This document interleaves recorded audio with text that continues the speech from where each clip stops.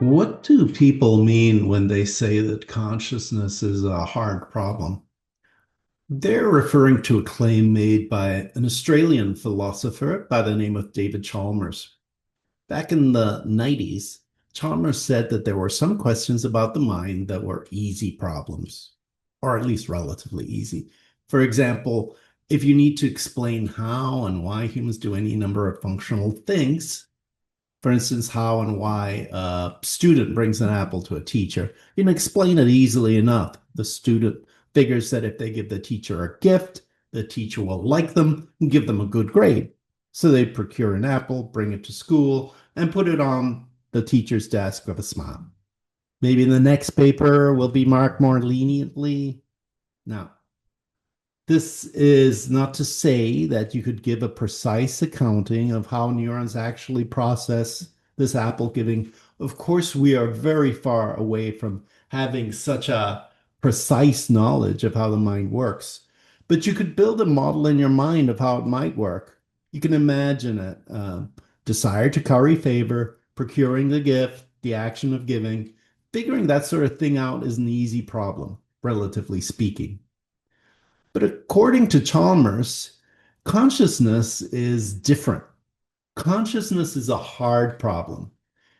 It is much more difficult, he says, to explain how physical things in this world create this wonder that there's consciousness. The red blush on the apple, the crispness in the mouth, the sweetness. How do we come to experience that?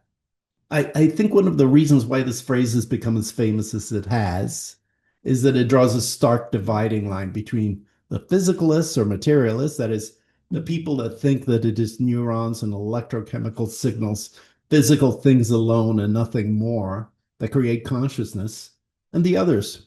And there are many kinds of others. There's the old school dualists like Rene Descartes that believe in a human soul, that there's a material body and that there is an immaterial soul, and the two things exist in different planes. There's a naturalist dualist, of which Chalmers is one, who believe there is some other fundamental element in nature that hasn't been identified yet that creates this phenomenon of consciousness. And then there's also the panpsychists who believe that consciousness exists far more widely than is apparent, possibly even in inanimate objects. They have some interesting ideas as to how this consciousness manifests itself. Sometimes they point to quantum mechanics, sometimes to information theory, sometimes to unspecified or yet to be discovered properties. Uh, just as background, in 2020, there was a interesting Phil Papers poll of academic philosophers in the English speaking world. And they found that 52% of them were physicalists or materialists. We can use those words synonymously. 24% of them were dualists, and 8% were panpsychists, with 16% being something else. My guess is that if you polled neuroscientists, the physicalists would have a stronger lead. If you poll theologians, obviously, maybe dualism will do better. But back to Chalmers' argument. He says that unlike these functional tasks, experience is harder to explain. And he asks a deceptively simple question. Why is the performance of a function accompanied by experience?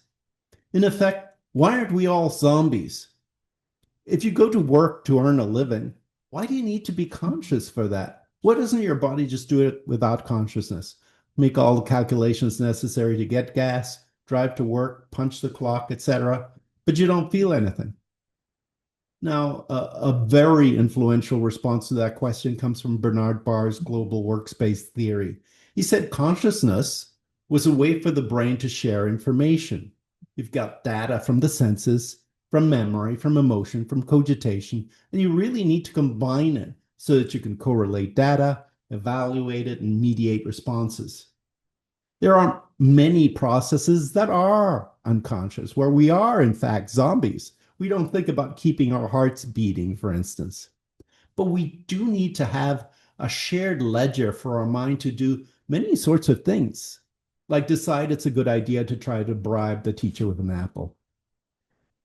This response doesn't faze Chalmers. He asks the same question. Why should this global accessibility require consciousness. At this point, perhaps the physicalists are becoming a bit impatient. It's not that the global workspace needs or doesn't need consciousness. It is consciousness. It is this PA system in our head, this information sharing. Chalmers is asking, why does this function require this condition? Physicalists are saying the function is the condition. Perhaps the cornerstone argument that dualists and panpsychists make against physicalism is what they sometimes refer to as qualia, although Chalmers doesn't love the term. The crispiness of an apple, its redness, its roundness, its sweetness. These are qualities. Experience is like something. An object like an apple can give us a subjective experience. How could that be if mind was only matter?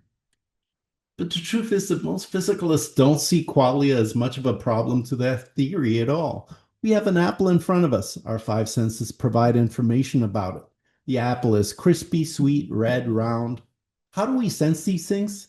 Where do they come from? These are just handles that evolution has provided us to code sensorial information. We code information about our environment into a sensation that can be shared with the other modules of the brain in our global workspace. For example, light of a certain wavelength will be coded as red. Food with a certain amount of sugars will be coded as sweet. Fruit of a certain kind will be crispy and round. By processing this coded information, we will know this is an apple, and we will be able to decide whether to eat it, to use it as a bribe for a teacher, or place it at the center of our table as a beautiful centerpiece. It's not clear how our organism could pass valuable information to other parts of the consciousness without a coding system like this. When evolution has created so many remarkable things, it doesn't seem that a mechanism like this would be an unlikely result. In fact, we know of other instances where our organism codes information. When our stomachs are full from a meal, they release a natural hormone called GLP-1. The new weight-reducing drugs like Ozempic work by mimicking the GLP-1 signals from the stomach that say it is full and sated. That is a code of sorts, even though it doesn't enter our consciousness. I suspect this explanation probably doesn't satisfy many hardcore dualists. They might say that these signals are still being perceived by something or someone. And that, I suspect, is the real crux of the difference between the physicalists and the dualists. The argument about consciousness is really an argument about the self. As Chalmers describes it, his project is to explain the subjective experience. The granddaddy of dualists, Descartes, begins his discourse on the method literally doubting everything, but he cannot doubt himself. I think, therefore I am. A dualist sees experience like this: on the left an apple, on the right I. The left is the object, the right is the subject. The left is material, the right is immaterial. Indeed, I'd say this is the intuitive way to explain consciousness for all of us. The problem with it is that you then have to explain what the porthole in the middle is. And the porthole always gives dualists fits. Descartes thought it might be the pineal gland. The physicalists or materialists, on the other hand, almost by necessity, have to break down the unitary self into parts. Once you break mind down to parts, experience is not a hard problem. You have the apple. You have the senses that perceive the apple. You have the code that you use to understand the apple: red, round, sweet, crispy.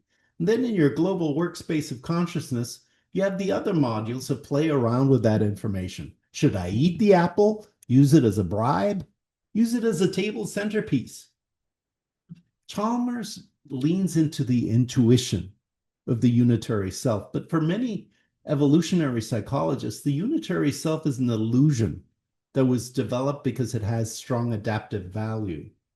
We think there is a little person inside us running everything, but really that's absurd. Who would be running the little person? In sum, consciousness is difficult to understand. There is much we need to learn about it. But consciousness is only a conceptually hard problem If you have an object on one side, a subject on the other, and you have to explain what that porthole in the middle is. This kind of stuff interests you, like and subscribe. And watch out for our next talk where we'll talk about some of the evidence for modularity of mind.